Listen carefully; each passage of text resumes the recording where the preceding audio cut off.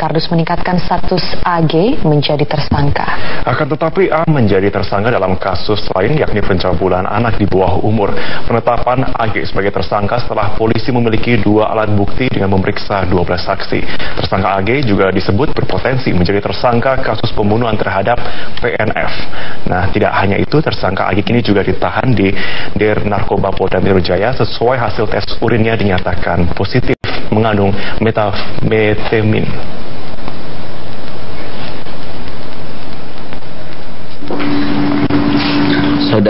Saudari T pernah 3 kali di rumah saudara A sejak pukul 9 malam dikunci sampai jam 6 pagi, dipeluk, dicium, diraba, ya, mendapatkan perlakuan cabul yang tidak pantas. Dan selain itu saksi-saksi yang lain menyatakan mereka sering melakukan anak-anak di bawah umur ini diajak menggunakan narkoba oleh saudara A. Dan ada satu lagi keterangan saksi yang menyatakan saudara A ini pernah banyak. Kami malam ini dengan 2 alat bukti menetapkan saudara A sebagai tersangka pada tindak pidana Undang-Undang Nomor 35 Tahun 2014 tentang perlindungan anak dengan ancaman lebih dari 5 tahun, minimal 5 tahun sampai dengan 15 tahun, ya, yaitu melakukan perbuatan cabul terhadap anak di bawah umur. Dan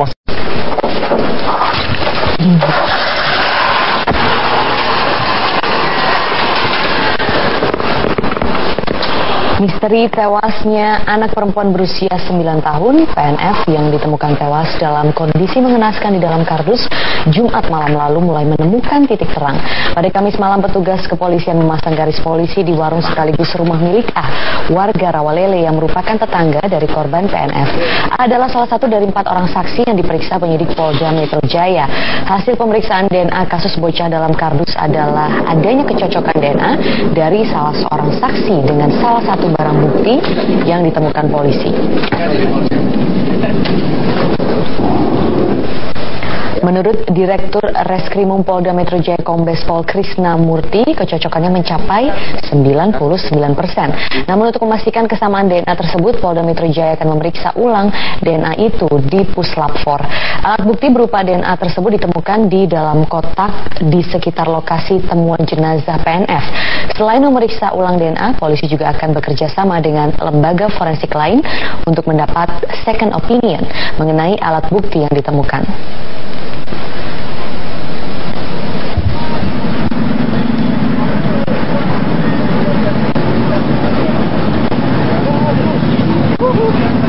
Satgas pembunuhan keji terhadap anak kecil berusia 9 tahun PNF dengan mengumpulkan berbagai alat bukti. Kita bergabung bersama rekan kami Anita Rusian langsung dari Mapolda Metro Jaya yang saat ini sedang bersama dengan ahli forensik. Anita, bagaimana perkembangan terkini dari kasus pembunuhan ini? Ya Robert, mengenai perkembangan kasus pembunuhan yang menimpa seorang bocah berusia 9 tahun bernama Putri ini masih terus didalami oleh pihak kepolisian, dan informasi terbaru yang kami terima dari Direktur Reserse Kriminal Umum Polda Metro Jaya Krisna Murti, ini ditemukan alat bukti baru berupa DNA, namun Krisna Murti masih belum menjelaskan secara rinci apakah DNA itu berupa sperma atau berupa air liur ataupun dari rambut. Dan informasi yang kami terima dari Krisna Murti ini menyatakan bahwa ada kecocokan antara DNA yang ditemukan yang ditemukan oleh polisi ini dengan DNA korban. Dan Robert berbicara mengenai bukti-bukti atau alat bukti lain yang bisa mendukung pihak kepolisian dalam mengungkap kasus pembunuhan terhadap Putri ini. Saat ini saya sudah bersama dengan Dokter Forensik Ferial Basbet, ini selaku Dokter Forensik. Dok, bisa dijelaskan mungkin apa peran atau bagaimana peran Dokter Forensik ini dalam membantu pihak kepolisian dalam mengungkap kasus pembunuhan? Ini kan berdasarkan dari hasil otopsi yang ada, ini kan ada dugaan kuat ya, pembunuhan dengan kekerasan seksual. Biasanya kalau ada kasus seperti itu yang kita cari, adakah kekerasan? Kan jadi persetubuhan dengan kekerasan. Jadi yang dicari tanda-tanda kekerasan. Tanda-tanda kekerasan itu bisa berupa memar, lecet, dan luka gigit, bite marks seperti itu. Nah, terus ini ada tempat predileksinya. Tempat predileksinya itu misalnya bisa juga cekikan seperti tampar. Nah, di memar di daerah lengan atas bagian dalam, atau juga paha yang dalam usaha supaya usaha untuk melakukan persetubuhan seperti itu. Nah, kemudian juga di daerah genitalnya itu seperti vagina, anus, itu kita cari apakah ada trauma di situ. Trauma ini bisa berupa robekan selaput darah. Nah, kemudian apakah ada sperma di situ. Nah, itu juga dicari. Kemudian dicari darah ya. Biasanya diambil darahnya untuk mencari apakah ada terlibat obat-obatan. Karena membuat seorang tak berdaya termasuk kekerasan. Jadi memang ini benar-benar lintas disiplin, lintas banyak ahli forensik ya yang bekerja di sini. Apakah dari forensik toksikologi, forensik DNA, forensik psikologi. Dok, tapi kalau kita kaitkan dengan hasil temuan yang ditemukan oleh pihak kepolisian ini, meskipun masih belum dirinci DNA-nya itu apakah sperma, air liur ataupun rambut, seberapa besar itu identifikasi itu bisa dicocokkan dengan korban? Kalau udah ada DNA itu biasanya ketepatannya itu 99,9 seperti itu. Nah, masalahnya ini yang penting yang harus dicari untuk mencari identifikasi pelaku itu apakah DNA itu diambil dari mana seperti itu. Nah, diambilnya yang kalau misalnya siapa pelaku pemerkosaan atau persetubuhan di situ ya diambil dari DNA yang ada sperma di vagina atau anus di situ. Itu kalau lebih akurat. Jadi kalau misalnya ditemukan cacaran sperma ataupun rambut atau air liur yang berada di sekitar TKP atau tempat kejadian perkara itu masih belum bisa menjadi alat bukti yang kuat. Bisa jadi kan ada orang di TKP tapi belum tentu pelakunya. Memang di TKP itu yang banyak itu biasanya rambut terus sidik jari seperti itu. Bisa orang lalu lalang atau ada lewat di situ, ada siapa kenal ada di TKP tapi belum tentu pelaku. Kalau ingin mencari siapa sebenarnya identifikasi pelaku persetubuhan itu dari sperma yang ada di vagina atau anus. Dicocokkan dengan antara pelaku dengan yang diperiksa itu. Terima kasih Ibu Ferial Basmet atas waktunya. Ya Robert, demikian informasi yang bisa kami sampaikan dari Polda Metro Jaya. Kembali ke Anda. Baik, terima kasih Anita Rusian atas informasi Anda langsung dari Mapolda Metro Jaya. Sekolah tidak melihat adanya perilaku yang berubah atau aneh dari korban PNF.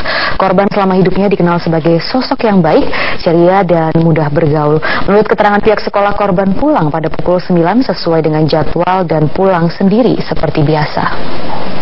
Ikut rombongan jam belajar pertama hari Jumat itu sekolah masuk pukul 6.30, pembiasaan sampai pukul 7.00. Nah, yang pagi itu pulang jam 9.00, Mbak.